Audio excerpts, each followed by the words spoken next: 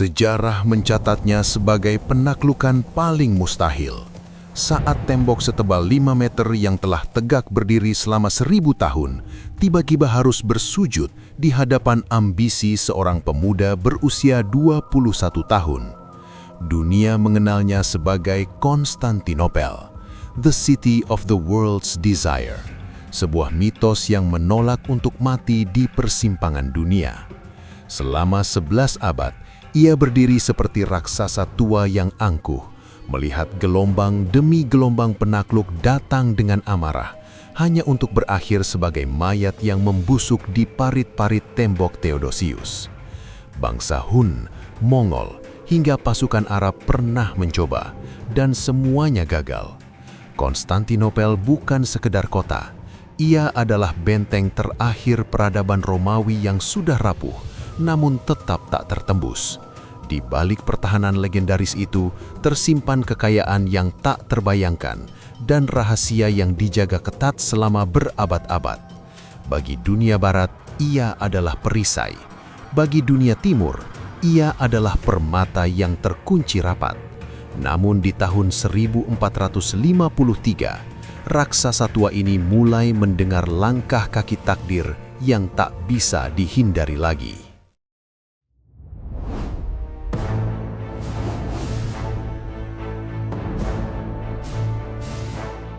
Ambisi besar ini tidak lahir dari ruang hampa.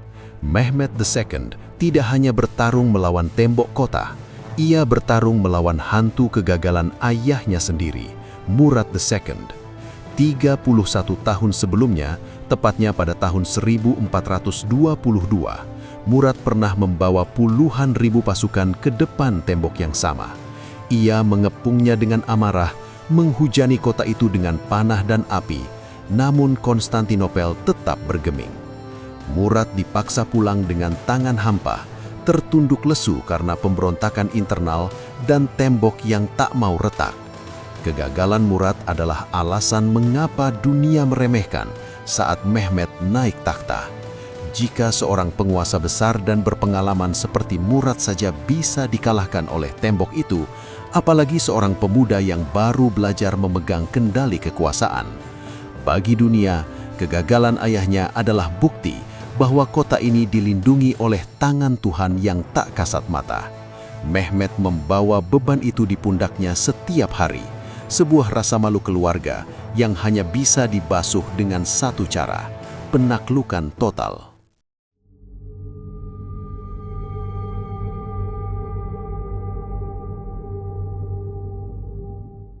Mehmed II adalah pria yang dihantui oleh sebuah janji kuno. Di dalam dadanya bergemuruh sebuah obsesi yang telah tertanam sejak ia bisa membaca kitab. Sebuah nubuat nabi yang telah berusia 800 tahun, sebuah janji dari lisan nabi yang mengatakan bahwa kota ini akan jatuh ke tangan seorang pemimpin yang luar biasa dan pasukan yang luar biasa. Mehmed tidak hanya ingin menjadi seorang sultan, ia ingin menjadi pria yang disebut dalam lisan nabi tersebut. Ia menghabiskan malam-malamnya dengan memetakan setiap jengkal pertahanan kota, mempelajari setiap retakan di tembok, dan menekan kegelisahan hatinya dengan satu keyakinan. Jika ayahnya gagal, maka ia harus berhasil, atau ia akan mati di bawah reruntuhannya.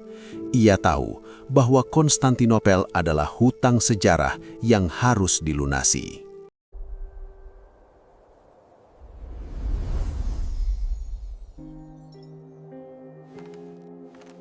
Namun, di balik rencana perang yang brutal, ada strategi halus yang jarang dibahas.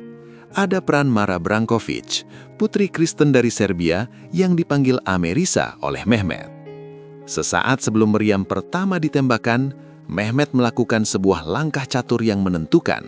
Ia membiarkan Mara pulang ke tanah kelahirannya di Serbia. Ini bukan sekedar kepulangan biasa, melainkan langkah pengamanan pintu belakang. Dengan keberadaan Mara di Serbia, Mehmed memiliki jaminan bahwa kerajaan-kerajaan Kristen di Balkan tidak akan berani memukul punggung pasukan Ottoman saat mereka sedang sibuk di Konstantinopel. Mara adalah diplomat bayangan yang menjaga stabilitas di utara. Bayangkan beban batin wanita ini. Sebagai seorang Kristen Ortodoks yang taat, ia harus menjaga kedamaian di tanah kelahirannya, agar pemuda yang ia asuh bisa fokus menghancurkan jantung agamanya sendiri. Tanpa perlindungan diplomatik dari Mara yang memastikan kenetralan wilayah Balkan, ambisi Mehmet mungkin sudah lama terkubur oleh serangan dadakan dari arah belakang.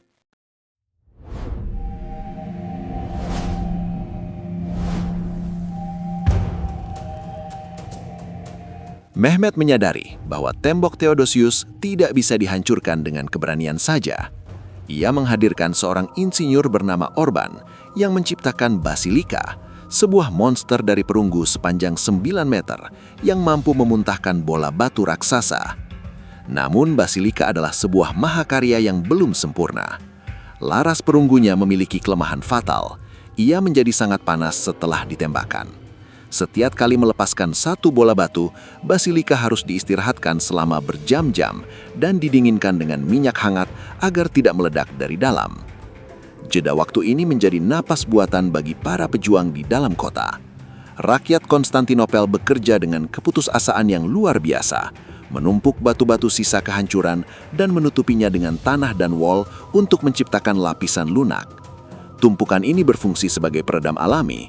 Hantaman bola batu dari basilika tak lagi merobek tembok, melainkan tertelan oleh bantalan puing tersebut. Meriam tercanggih di dunia itu mulai kehilangan taringnya, dan tembok Theodosius seolah menertawakan ambisi Mehmet.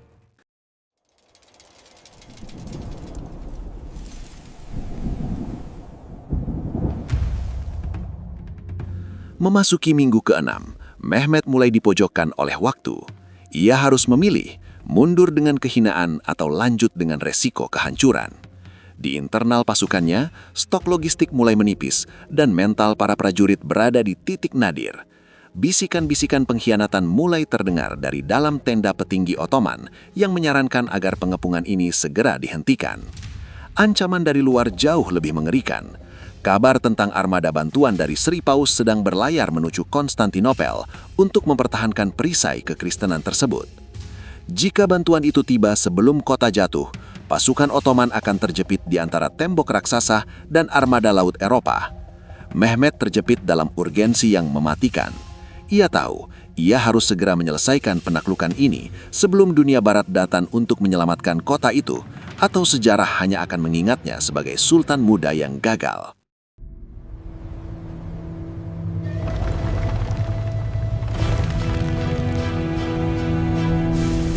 Dalam tekanan yang mematikan itu, Mehmet melahirkan strategi yang melampaui logika peperangan. Penaklukan ini tidak hanya ia lancarkan melalui serangan darat yang brutal. Mehmet II telah berinvestasi sangat besar dalam pembangunan armada kelautan yang masif untuk mengunci setiap celah pelarian kota. Namun, ia menemui rintangan besar. Teluk Tanduk Emas telah dikunci oleh rantai besi raksasa di bawah air, mencegah armada Ottoman menyerang sisi tembok yang paling rapuh. Jika laut ditutup, maka daratan akan ia paksa menjadi samudra. Dalam satu malam yang paling sunyi, Mehmet memerintahkan ribuan prajuritnya untuk menarik puluhan kapal perang melewati perbukitan Galata yang terjal. Mereka menggunakan batang pohon yang dilumuri lemak hewan sebagai peluncur. Di tengah kegelapan hutan, kapal-kapal itu bergerak naik ke atas bukit, meluncur di atas tanah seperti hantu-hantu kayu yang haus darah.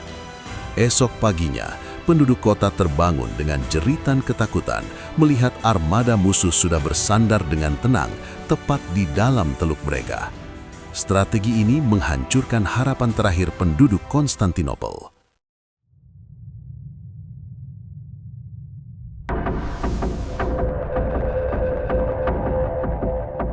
Memasuki akhir Mei, alam semesta seolah ikut memberikan kesaksian. Pada tanggal 22 Mei, bulan purnama naik ke langit, namun perlahan berubah warna menjadi gelap dan merah seperti luka yang memar. Fenomena gerhana ini menjadi pertanda kiamat bagi penduduk kota yang sudah kehilangan harapan. Namun, kengerian yang sesungguhnya terjadi tepat di atas kubah Hagia Sophia. Di tengah kegelapan malam yang pekat, sebuah pendar cahaya putih pucat yang dingin muncul menyelimuti dasar kubah raksasa itu. Cahaya itu tidak membawa kehangatan.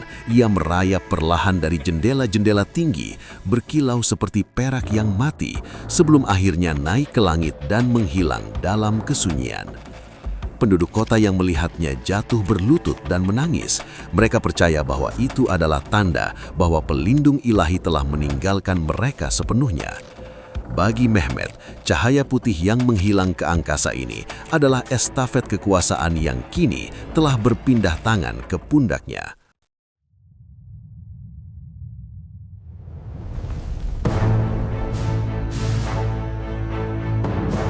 29 Mei, dini hari, Mehmet meluncurkan serangan pamungkas yang tak terputus. Ketika fajar mulai menyingsing, ia mengirimkan kartu asnya, Korps Janisari. Pasukan elit yang fanatik ini merangsek maju di tengah hujan panah dan batu. Di tengah kekacauan itu, sebuah pintu kecil bernama Kerkoporta ditemukan dalam keadaan terbuka. Prajurit Ottoman masuk, mengibarkan panji di atas menara, dan kota itu pun runtuh. Kaisar Konstantin XI menyadari semuanya telah berakhir. Ia melepas jubah kekaisarannya, melepas perhiasannya, dan menerjang ke tengah kerumunan musuh sebagai prajurit biasa. Ia tidak ingin mati sebagai raja yang menyerah, ia ingin mati bersama kotanya. Jasadnya tidak pernah ditemukan, seolah-olah ia memilih untuk melebur menjadi debu yang menyatu dengan tanah yang ia pertahankan hingga napas terakhir. Era Romawi secara resmi terkubur di depan tembok yang hancur itu. Allahu Akbar, Allahu Akbar. Asyhadu an la. Mehmet masuk ke kota itu dengan langkah kaki yang berat. Langkahnya bergema di lantai marmer Hagia Sophia yang dingin. Ia melihat kemegahan yang telah bertahan selama 900 tahun, dan ia merasa kecil di bawah kubah raksasanya. Ia segera memerintahkan agar bangunan ini diubah menjadi masjid. Azan pertama yang dikumandangkan di sini bukanlah sekedar tanda kemenangan, melainkan tanda bahwa pusat gravitasi dunia telah berpindah. Hagia Sophia menjadi saksi bisu bagaimana doa dalam bahasa Yunani berganti menjadi pujian dalam bahasa Arab dalam hitungan jam. Namun di balik transformasi fisik itu, ada tragedi kemanusiaan yang mendalam. Ribuan orang yang bersembunyi di dalam kini harus menghadapi kenyataan bahwa sejarah mereka telah direbut oleh penguasa baru.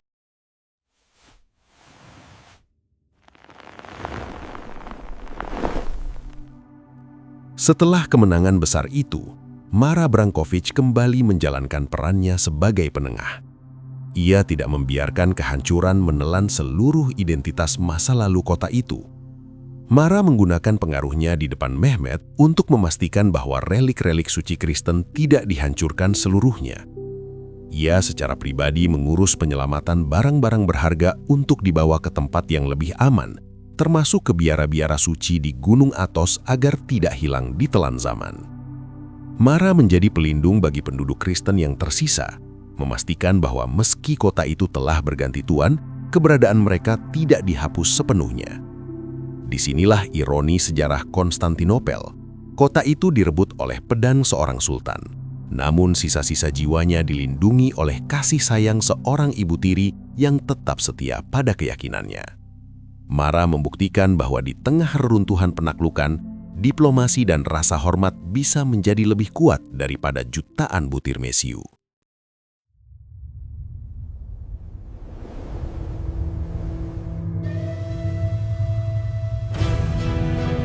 Setelah debu mereda, Mehmet II menyadari satu kebenaran pahit. Menaklukkan sebuah kota hanyalah awal dari beban yang jauh lebih berat. Kota yang dulu ia puja dari kejauhan, kini berada di bawah kakinya sebagai pusat dari tatanan dunia yang baru. Konstantinopel kini bertransformasi menjadi Istanbul, jantung dari sebuah imperium yang tidak lagi hanya bermimpi, tapi telah berdiri nyata di atas dua benua. Mehmet memulai pemerintahannya bukan sekedar sebagai seorang pejuang, tapi sebagai kaisar Romawi yang baru. Ia mulai membangun kembali jalanan yang hancur, mengisi kembali rumah-rumah yang kosong, dan menyatukan berbagai bangsa di bawah satu panji. Ia telah memenuhi nubuat nabi yang ia yakini dan melampaui bayang-bayang ayahnya. Di atas marmer Istanbul yang kini mulai kembali bersinar, Mehmet II mengukuhkan tahtanya, sebuah awal dari era panjang di mana dunia tidak akan pernah sama lagi. Karena pada akhirnya, setiap sejarah besar hanya akan menyisakan dua hal, nama-nama yang diagungkan dan tulang belulang yang terlupakan. Inilah Folk Bone Story. Terima kasih sudah menyimak. Sampai jumpa di narasi selanjutnya.